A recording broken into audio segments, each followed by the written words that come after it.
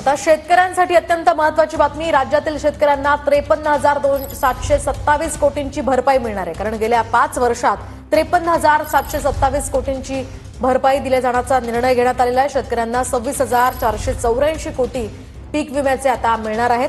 महाराष्ट्र राज्यामधील शेतकरी बांधवांसाठी आता मोठी खुशखबर आली आहे. हो शेतकरी बांधवांनो, गेल्या कित्येक वर्षभरापासून ज्या पीक विम्याची तुम्ही वाट बघत होता तोच निर्णय अखेर आता महाराष्ट्र सरकारच्या वतीने घेण्यामध्ये आला आहे. म्हणजेच की शेतकरी बांधवांनो, तुमच्या प्रतीक्षेचा आता अंत झाला आहे आणि आनंदाची बातमी आता मुख्यमंत्री साहेबांनी दिली. अगदी 5 मिनिटापूर्वीच एक मोठी घोषणा झाली आणि एक बैठक पार पडली. त्या बैठकीमध्ये पीक विम्याचे पैसे आता थेट शेतकरी बांधवांच्या खात्यामध्ये जमा करण्याबद्दल निर्णय घेण्यामध्ये आला आणि सुरुवात देखील करण्यामध्ये आली आहे. आता शेतकरी बांधवांनो, ही घोषणा नेमकं काय झाली आणि नेमकं काय म्हणले आहे मुख्यमंत्री साहेब, तर बघा, मुख्यमंत्री साहेबांनी स्पष्टपणे सांगितलं आहे, गेल्या कित्येक वर्षापासून जो काय पीक विमा रखडला होता, जो की शेतकऱ्याला भेटला नव्हता, त्याचाच निर्णय आता घेण्यामध्ये आला आणि शेतकरी बांधवांच्या खात्यामध्ये निधी आता जमा व्हायला सुरुवात होत आहे. आज जवळपास 8,500 कोटी रुपये रिलीज झाले असून बघा खात्यामध्ये देखील ते पोचले आहे. आणि काही जिल्हे असे आहेत जेथे या ठिकाणी पुढील काही तासामध्ये किंवा दिवसामध्ये निधी पोचणार आहे.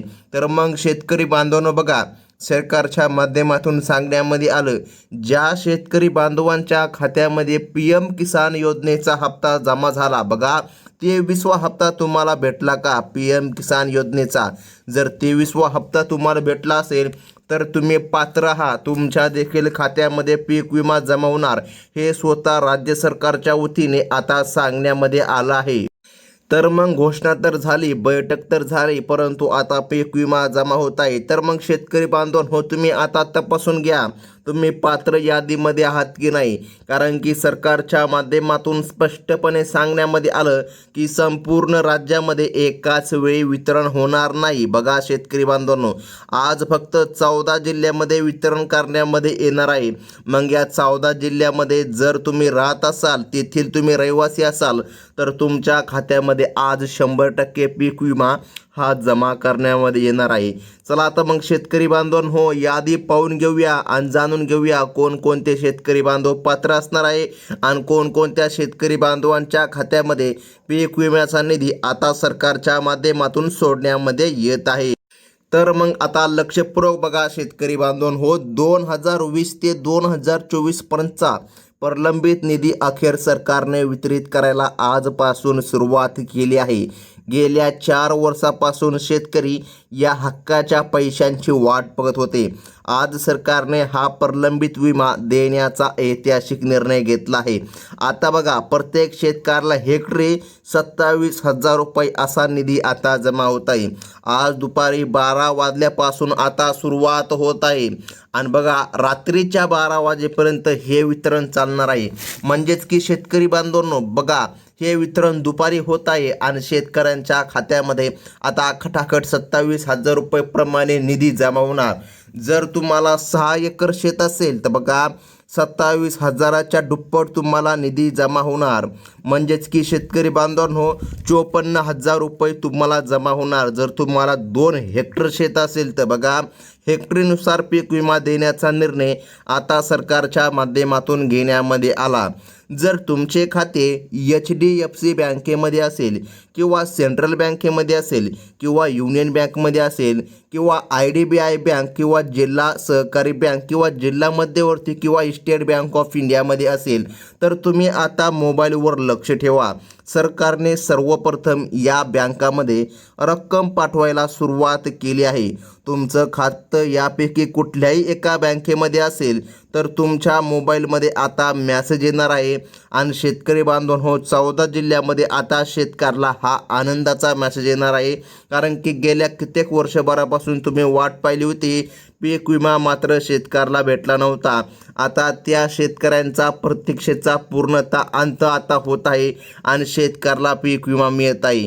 हो शेतकरी बांधवांनो, सरकारने पहिल्या टप्प्यामध्ये 14 जिल्ह्यांची यादी जाहीर केली आणि या जिल्ह्यामध्ये आजपासून निधी जमा व्हायला सुरुवात देखील झाली आहे.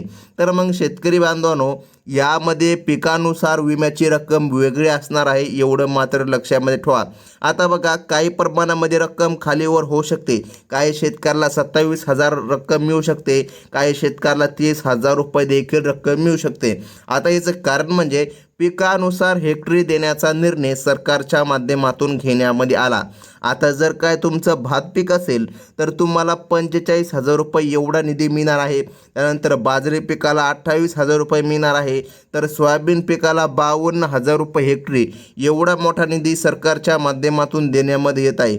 हे स्वतः राज्य सरकारच्या माध्यमातून दर हे निश्चित करण्यामध्ये आले आणि आता पीक विमा शेतकरी बांधवांच्या खात्यामध्ये जमा करण्यामध्ये येत आहे. स्वतः सरकारच्या माध्यमातून आता हा निर्णय घेण्यामध्ये आला आहे. तर मग लक्षपूर्वक बघा शेतकरी बांधवांनो, आता जिल्ह्यांची यादी पाहणं अतिशय गरजेचं आहे, कारण की यादीनुसारच शेतकरी बांधवांच्या खात्यामध्ये वितरण हे होणार आहे. मुख्यमंत्री साहेबांनी आज स्वतः पुढे येऊन ही अधिकृत घोषणा केल्यामुळे शेतकऱ्याला मोठा दिलासा आता मिळत आहे. 8,000 कोटींचा हा निधी थेट शेतकरी बांधवांच्या खात्यावरती आज या 14 जिल्ह्यामध्ये जमा होणार. तर मग हा निधी नेमकं कोणाला मिळणार हे आता आपण पुढे पाहणारच आहोत. शेतकरी बांधवांनो, आता प्रत्यक्ष रक्कम जमा व्हायला सुरुवात झाली असल्याने यावेळी कोणतीही अडचण येणार नाही आणि शेतकऱ्यांच्या खात्यामध्ये निधी जमा होणार. म्हणजेच की शेतकरी बांधवांनो, तुम्हाला आता निधी मिळणारच आहे. अनेक शेतकरी या आर्थिक अडचणीतून जात होते आणि कर्जाचा भार देखील वाढत होता. कर्जमाफी तर काय झाली नाही, परंतु पीक विमा आता शेतकऱ्याला देण्यामध्ये येत आहे. बघा, कर्जमाफी झाली, परंतु अटी आणि शर्तीची कर्जमाफी आहे, त्यामुळे शेतकऱ्याला कर्जमाफीमधून कसलाच दिलासा मिळत नाही. परंतु पीक विम्यामध्ये मात्र सरकारने निर्णय आता घेतला. बघा, सध्या ठिकाणी पावसाळी अधिवेशन सुरू आहे. याच अधिवेशनामध्ये सरकारने निर्णय घेतला. आता हे पैसे थेट शेतकरी बांधवांच्या बँकेच्या खात्यावरती थोड्याच वेळाने जमा होणार असल्याचे मुख्यमंत्री देवेंद्रजी फडणवीस यांनी सांगितलं आहे. सोशल मीडियावर पसरणाऱ्या अफवांना आता पूर्ण विराम लागला आहे आणि शेतकरी बांधवांनो, कसल्याही प्रकारे अफवांवर विश्वास ठेवू नका. गेल्या कित्येक दिवसभरापासून देखील अफवा सुटल्या होत्या की या दिवशी निधी मिळणार, त्या दिवशी निधी मिळणार, परंतु बघा, पीक विमा शेतकऱ्याला भेटला नव्हता. आता स्वतः मुख्यमंत्री देवेंद्रजी फडणवीस साहेब यांनी आता अधिवेशनामध्ये ही घोषणा केली आणि आता या ठिकाणी डायरेक्ट काही शेतकऱ्याला मेसेजसुद्धा आला आहे की त्यांच्या खात्यामध्ये पीक विमा जमा झाला. मग आता शेतकरी बांधवांनो, लक्षपूर्वक बघा, सरकारने पुन्हा काय या ठिकाणी कमी अटी लावली आहे. बघा, आता या ठिकाणी प्राथमिक अट तुम्ही जाणून घ्या. जर तुम्ही PM किसान योजनेचे लाभार्थी असाल, बघा, तुम्हाला PM किसान योजनेचा 23वा हप्ता भेटला असेल, 21वा हप्ता भेटला असेल किंवा 20वा हप्ता भेटला असेल, तर बघा, याच पात्रतेनुसार शेतकऱ्याला पीक विमासुद्धा जमा होणार अशी पहिली अट सरकारच्या माध्यमातून लावली आहे. आता ह्या अटीमध्ये भरपूर शेतकरी पात्र असणार आहे. जर तुम्हाला 2,000 रुपयांचा लाभ भेटला असेल तर बघा, या 14 जिल्ह्यामध्ये आता 27,000 रुपये हेक्टरी पीक विमासुद्धा देण्याचा निर्णय सरकारच्या वतीने घेण्यामध्ये आला आहे. तर मग आता बघा शेतकरी बांधवांनो, दुसरी महत्त्वाची अट म्हणजे चुकीच्या मार्गाने किंवा खोटी कागदपत्रे दाखल करून बघा पीक विमा घेणाऱ्यांना हा विमा मिळणार नाही. बघा, तुम्ही जर चुकीचे डॉक्युमेंट दाखल करून जर पीक विम्याचा फॉर्म भरला असेल तर तुम्हाला लाभ मिळणार नाही. हे स्वतः सरकारच्या माध्यमातून आता सांगण्यामध्ये आलं. बीड आणि सोलापूरसारख्या जिल्ह्यांमध्ये काही ठिकाणी बऱ्याच चुका आढळल्याने सरकार आता कडक चौकशी करत आहे.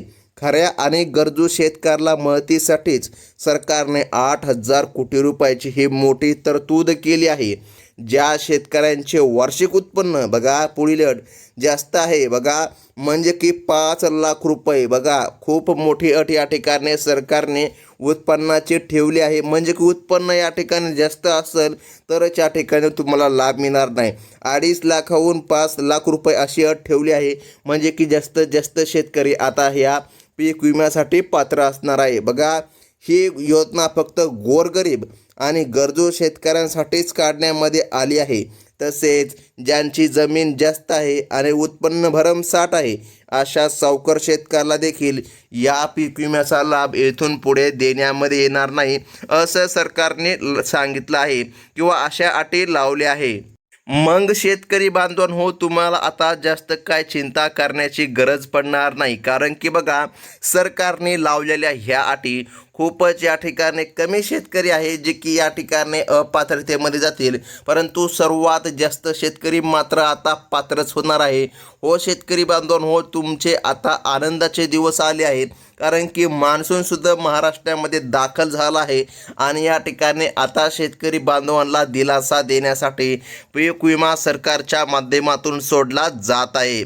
आता आपण जिल्ह्यांच्या यादीकडे वळूया शेतकरी बांधवांनो, कारण की यादी खूपच महत्त्वाची आहे. यादीनुसारच वितरण होत आहे. बघा, पहिला जिल्हा सरकारने निवडला आहे तो म्हणजे की छत्रपती संभाजीनगर. हो शेतकरी बांधवांनो, या जिल्ह्यामधील शेतकरी गेल्या 3 वर्षांपासून पीक विम्याची वाढ बघत होते. जर तुम्ही PM किसान योजनेचे लाभार्थी असाल तर तुमच्या बँकेच्या खात्यामध्ये आता थोड्याच वेळामध्ये विम्याचे पैसे जमा व्हायला सुरुवात होत आहे. ही तुमच्यासाठी मोठी आणि आनंदाची बातमी म्हणावी लागेल. आता बघा, पुढचा जिल्हा सरकारच्या माध्यमातून सांगण्यामध्ये आला आहे तो म्हणजे की यवतमाळ. आता शेतकरी बांधवांनो, तुम्ही जर यवतमाळ जिल्ह्यामधून जर असाल तर बघा, 3,75,000 शेतकरी पीक विम्यापासून वंचित राहणार आहे. एवढं मात्र लक्षामध्ये ठेवा. आता याचं कारण देखील सरकारने सांगितलं आहे.